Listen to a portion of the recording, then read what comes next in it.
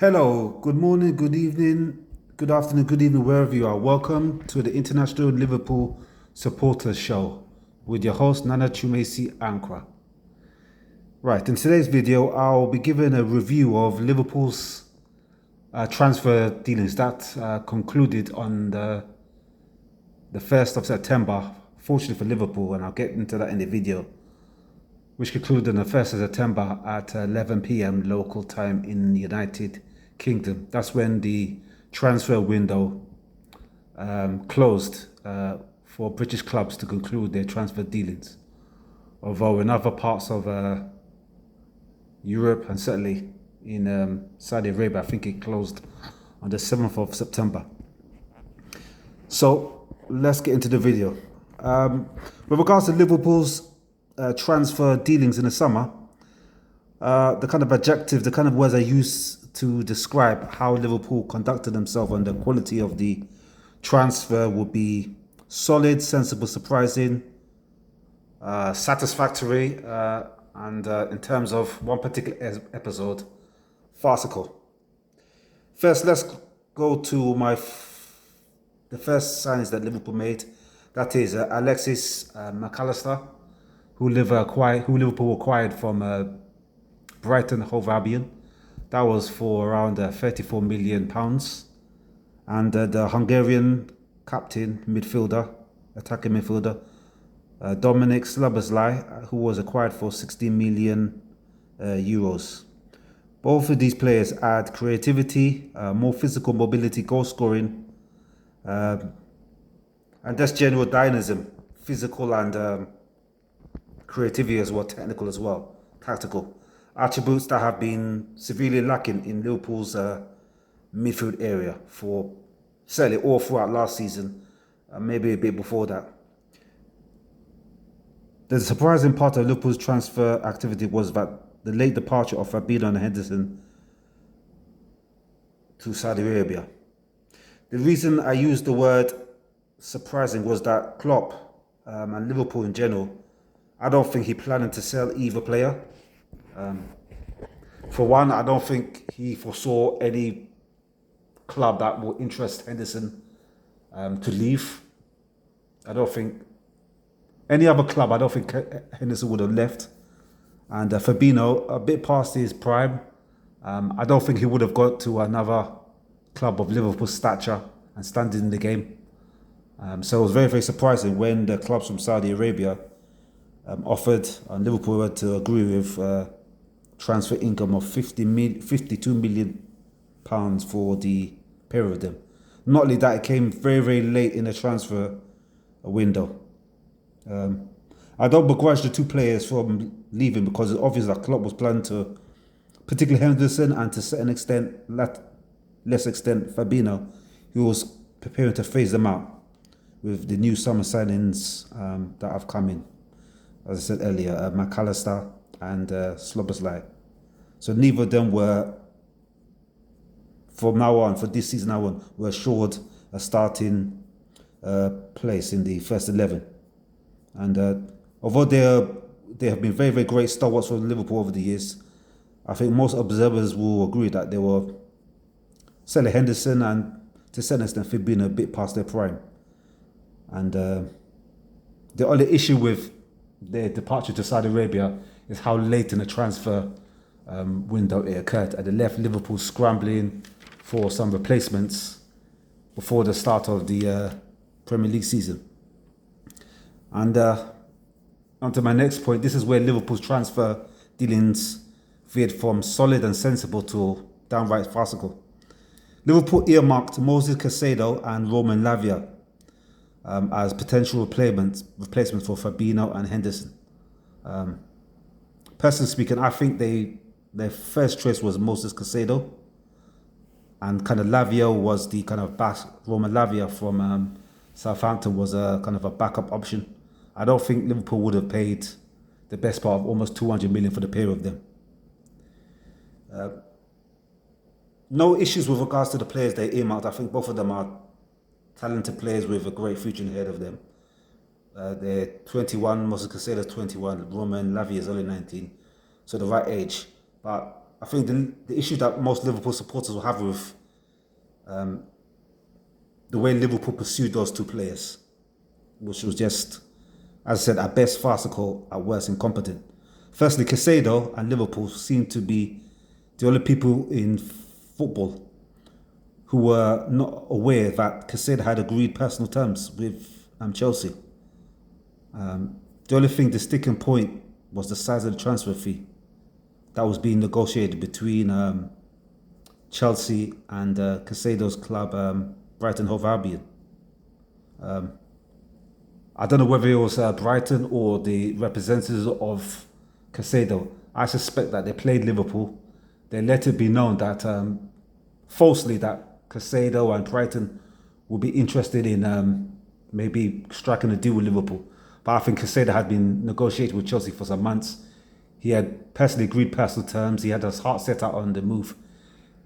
Chelsea just had to pay a bit more just to meet Brighton's fee that they thought he was worth, which was I think 100 million plus, I think 115 million in the end. Flush with the money they received from Saudi Arabia, Liverpool tabled the British record 115 million offer Caicedo. Brighton accepted,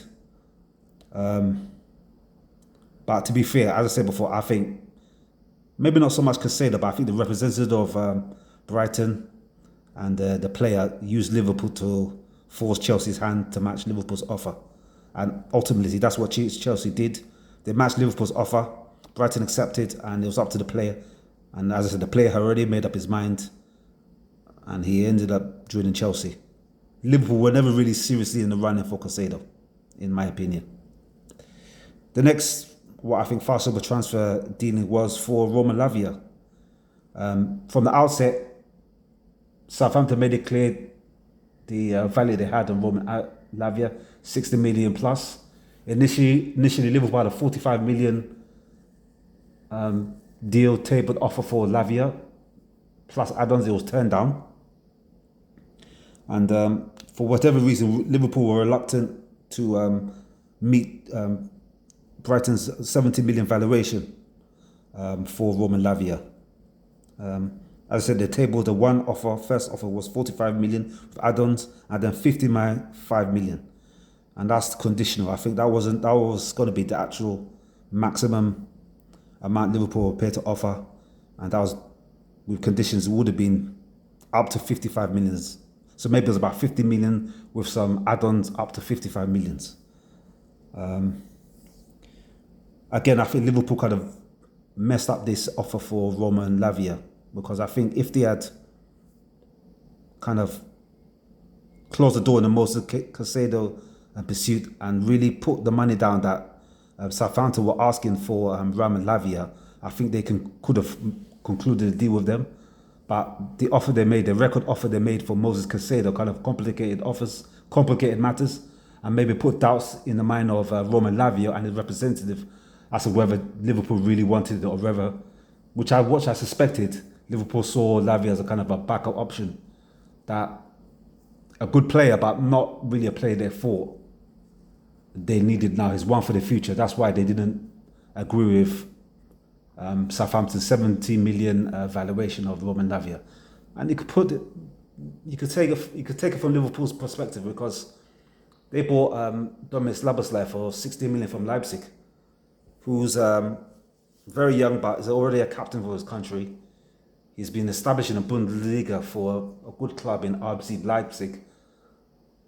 They don't rate Roman Lavia as worth more than Dominic Szoboszlai. So again, what happened there? Liverpool didn't put down the offer, match the valuation that Southampton had of Roman Lavia. Chelsea put the offer down, showed that they were serious, they were interested, they were aggressive. And basically they gazumped Liverpool with their second offer for Lavia. They met Southampton's asking price, and they got their man. So again, that was another transfer pursuit that, again, the way Liverpool conducted themselves wasn't really a good reflection of the officials, the senior management, people who are involved in the transfer dealing. Not a good reflection for Liverpool there. you know. So after missing out on their two targets, Klopp and Liverpool were desperate, particularly after a moderate first game away to Chelsea. They played McAllister in the holding role, Sloboslai and Curtis Jones, the young Liverpool player. They played McAllister number 6 position. He played okay, but what was apparent in that game was Liverpool needed his vision, passing and creativity further up the field, further up the pitch. He did okay, but he's not really an out-and-out holding player, but he did the job for us. So to resolve this issue, Liverpool acquired Japanese international Ruturo Endo from Stuttgart for, I think, £19 million. If you're honest, most Liverpool fans would not have been familiar with the player, and the announcement of his acquisition was met with moderate welcome and perhaps bemusement. To be fair, maybe even disappointment amongst Liverpool fans.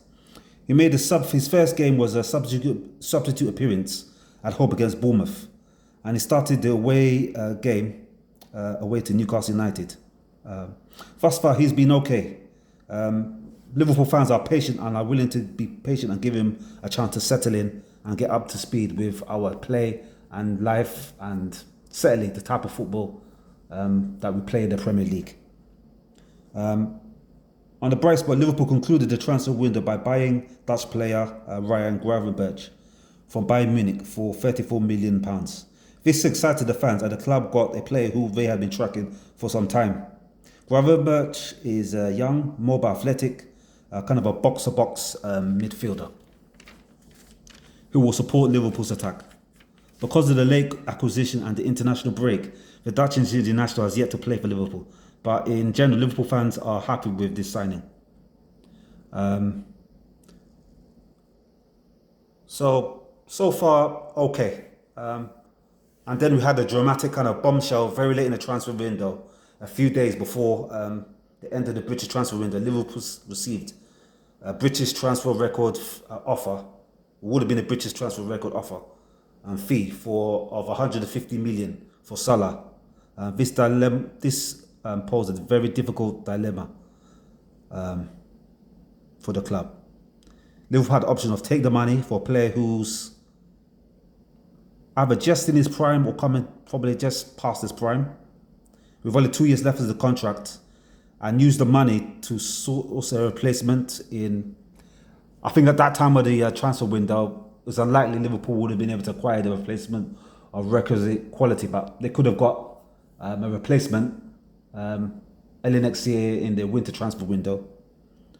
Or, as what transpired, they turned down the 150 million offer. There was rumours of the club from Saudi going up to 225 million, but that was just rumours. No official offer was made over 200 million pounds.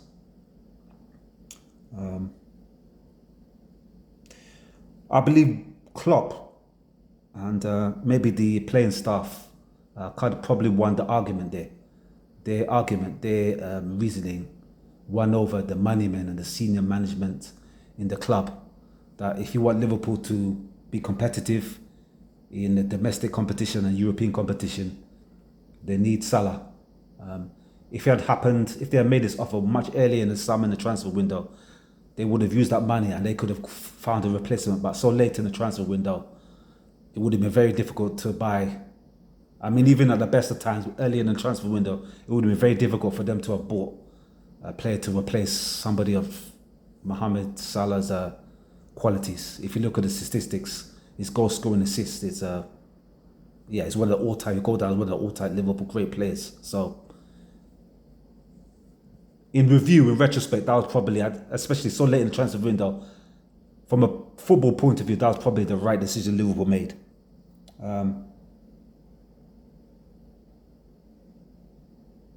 As I said, if the offer had been made much earlier in the summer, 150, certainly 200 million plus, then I think the money men, the senior management in the club would have taken that money. And it would have given the playing staff, the scouts, the people who are in charge of transfer dealings, enough time to find a replacement. But just a few days before the end of the transfer window, it just wasn't appropriate for the club. to let a player of that quality go so late without having somebody within the club or get the acquisition to replace Salah. So to conclude, Liverpool had in the end, a solid transfer summer of transfer dealings. McAllister, Szoboszlai have made terrific starts to their Liverpool careers. Wataru Endo needs more time to adjust, and Liverpool fans are excited by the acquisition of Ryan Gravenberch, the young Dutch international player. I think I speak for many Liverpool fans. Ideally, Liverpool could have acquired a backup right back and a centre back. Gomez is unreliable as centre back, and I think perhaps Matip is not the reliable player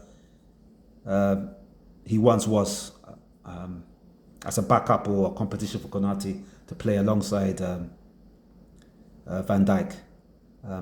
Gomez, I don't think is reliable. He's an okay right back, as I understand it, to Trent Alexander. But I think Liverpool will probably address this either early next year in the winter transfer window, and or most probably next summer. I think defensive reinforcements, players that could be competitive and put pressure on the first team players in those defensive areas, centre back and a full back. They'll look to resolve that probably next summer, in the summer 2024. I think in the midfield and the forward lines, I think they're okay. Maybe one more defensive midfielder to provide competition, or they can use the now fit young Spanish player Stefan Bajacek, who plays in that kind of holding number 6 defensive midfielder role. But certainly from the winter transfer window and certainly next summer, their probably priority will be defensive reinforcements. So that concludes the video, which is a review of Liverpool's transfer dealings this summer. Thank you for joining me today. Please like and share this video, and I would appreciate it if you subscribe to my new channel. And thank you for joining me today, and I'll see you in the next video. And remember, Liverpool is for life, not for hype.